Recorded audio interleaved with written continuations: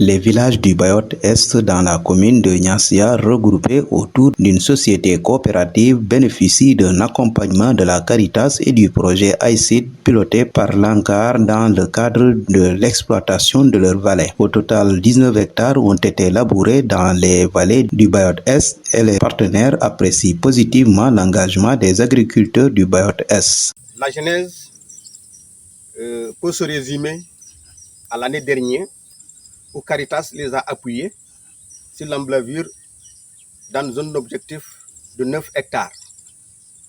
Après, comme il manquait de matériel pour la mise en bout, on a pu effectivement réaliser 2 hectares. Alors, le projet AXID est arrivé au niveau de l'ANCAR et nous avons jugé d'appuyer la coopérative sur la production de riz.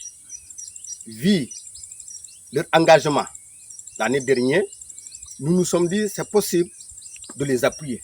C'est comme ça que le projet est venu et on leur a tenu la réunion d'information sensibilisation et ils avaient accepté de porter le projet.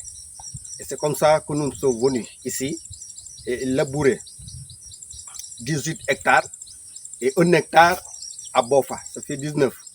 Nous, on est venus en mission de supervision d'appui conseil externe. Dans le cadre du programme ACID, je suis en train de faire une mission de supervision pour voir ce que l'ANCAR est en train de faire au niveau de ces différentes organisations, tant au niveau de l'installation de ces périmètres maraîchers, mais aussi des activités de production risicole. On est heureux d'être ici à Katouré pour voir l'état d'avancement des travaux au niveau du périmètre où les gens sont en train de forer les puits, qui seront bientôt en phase terminale, et pour entamer le processus de construction des bassins. Et à côté de cela, maintenant, on est venu au niveau du bloc risicole. Au niveau du bloc risicole, on a une superficie de 18 hectares qui est emblavée ici avec différentes variétés et que sur place, nous avons trouvé les femmes en train d'opérer aux opérations de désherbage. Donc, on peut dire que vraiment le projet a bien démarré ses activités et que les échanges que nous avons eus avec les producteurs au niveau du bas-fond montrent vraiment que les femmes sont engagées. Parce que malgré le niveau d'enherbement au niveau des parcelles, les gens sont en train vraiment de s'acquitter pour vraiment avoir une bonne production. À pareil moment, parce que l'hivernage vient tout de démarrer, on est à 1 mois ou bien à quelques semaines de l'hivernage, et que j'ai vu que d'ici, même les gens ont anticipé par rapport aux activités. Par d'habitude, les travaux démarraient au mois d'août, mais eux, ils ont démarré vers le 10 juillet. Donc, ça montre vraiment qu'il y a un engagement fort des populations.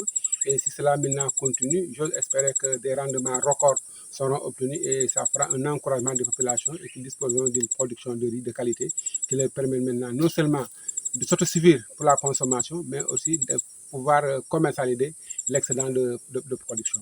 Des variétés de riz ainsi que des techniques culturelles y ont été expérimentées sur un sol très fertile, mais la difficulté majeure réside sur la non-maîtrise des engins agricoles. On a fait le semis direct avec le semis à la volée, la WAR 77 et la Sahel 108. On a fait le semis en poquet avec la Sahel 177. Nous allons faire actuellement le repiquage avec la Tox 682. Tout à l'heure, nous avions vu que les producteurs sont en train de désherber les premiers semis qui sont au stade de talage. Le sol est riche, mais il faut continuer de l'enrichir. Avoir des engins agricoles que toi-même tu maîtrises pour les labours. Parce que si vous faites un contrat avec un tractoriste ailleurs, son objectif c'est de terminer très vite et d'aller contractualiser ailleurs. Mais si tu as tes propres engins, tu dois labourer en fonction de ton rythme. Parce que si tu te lèves d'emblée, tu laboures tout d'un seul tenant, là, l'herbe va pousser et vous ne pouvez pas concurrencer la poussée de l'herbe et votre rythme de travail. Donc, la première méthode, c'est de maîtriser, d'avoir la main sur les engins agricoles, les tracteurs et les motoculteurs. La deuxième étape, c'est de désherber. Quand l'herbe pousse, il faut désherber.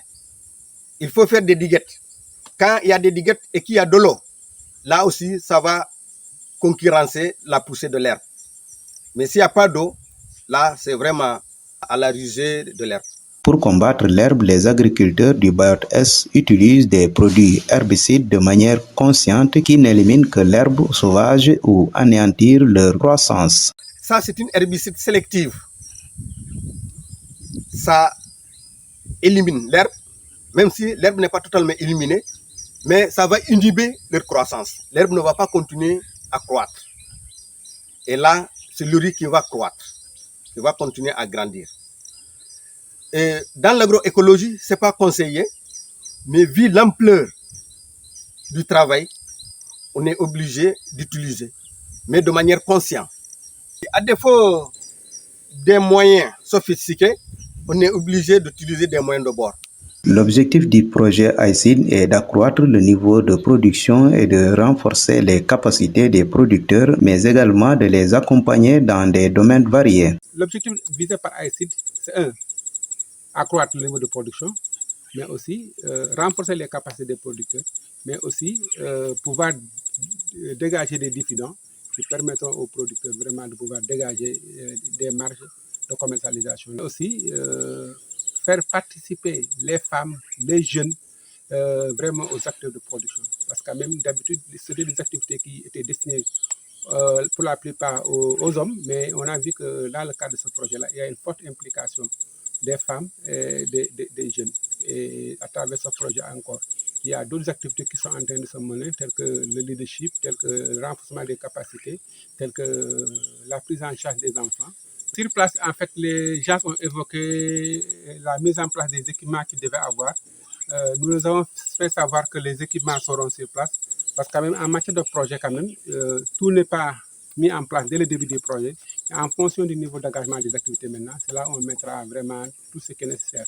Parce qu'il y aura un magasin qui sera mis au niveau de la commune de Niassia. Il y aura encore un périmètre marché qui sera mis en place au niveau de la commune de Niassia.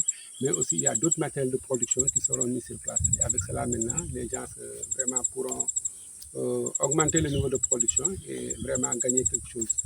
Les producteurs des vallées du Biot Est, très engagés, se sont donnés comme objectif d'assurer leur autosuffisance alimentaire, de fournir en riz la Casamance tout entière, mais également de contribuer au développement du Sénégal, car l'agriculture constitue un maillon très important dans l'économie du pays. Pour ce faire, l'État a le devoir de les accompagner en les dotant de matériel agricole adéquat et des intrants de qualité au moment opportun.